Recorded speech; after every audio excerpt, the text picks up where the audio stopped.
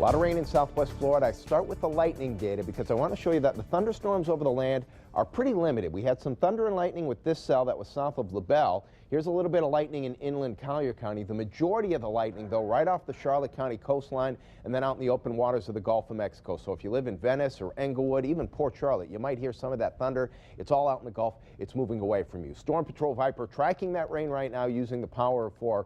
We've seen about 4 separate lines develop over southwest Florida, possibly due to an upper-level low-pressure system, which we'll talk about in just a minute. First line moved through earlier. There's that line that moved through Charlotte County. Another line developing here, another line developing here. Off and on wet between now and about 10 o'clock this evening, although I think the thunderstorms should be limited. Here's Punta Gorda, where it's dry right now, mainly dry, a couple of light showers. Shower passing through Rotunda, but that heaviest rain out in the Gulf of Mexico now. It's passed over the Cape Hayes Peninsula. Fort Myers Shores, that one's on top of you, going to be moving into southern Charlotte County. And then this cell here, let's use this street level mapping to show you how this one is kind of overtaken Fort Myers right now. Just about to cross the Caloosahatchee, make its way into the Southwest Cape, close to the Yacht Club there. There you see Summerlin Road as well as Veterans Memorial Parkway, which of course turns into Colonial as you get into Fort Myers. This cell right in the heart of Fort Myers, moving toward the Cape in the next 10 to 15 minutes. I'll show you a futures cast in just a minute. And then inland, more rain that's developing. That's why I say it's going to be off and on wet between now and about 10 o'clock. Let's do that future cast for you. This is the way the radar looks right now. In the next hour, this is the way we expect it to look. Still pretty wet for a lot of us. So the showers continue till about 10:30. They should wrap up before midnight. Our temperatures fall through the 70s. We'll be at 76 degrees at 5 a.m. On the water vapor imagery, you might be able to see it if you look very, very closely. A spin in the atmosphere here, an upper level low that we actually started talking about yesterday. That may be a player for us this afternoon and this evening, and maybe even more of a player tomorrow. Here's meteorologist Michelle Cunningham with more.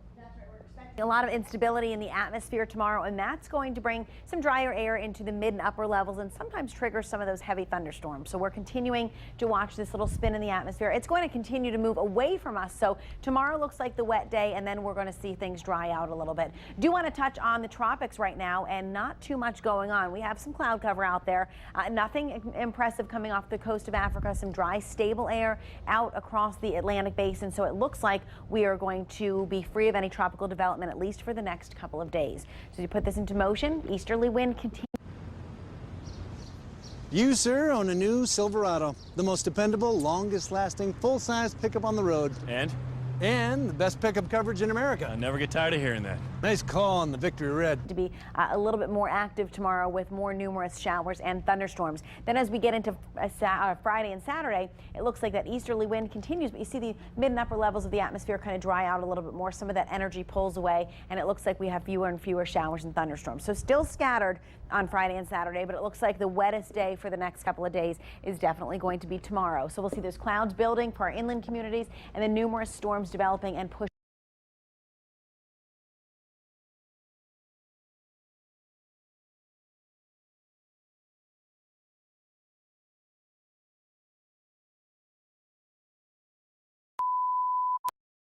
day and then make their way toward the coastal corridor. So the beaches, you will see the rains later in the afternoon and into the evening hours. And again, it's going to be like tonight where it should linger for quite some time. For the boaters, we're looking at easterly winds at 15, decreasing to about 10, seas at 2 to 3 feet with a moderate chop on the bay and inland waters. Tomorrow going to be wet, may start early, going to linger into the late afternoon, and then it looks like Friday, Saturday, just a little bit of a downtick in moisture. Mornings should be dry with afternoon showers and thunderstorms for the next couple of days. And we can send our weather forecast right to your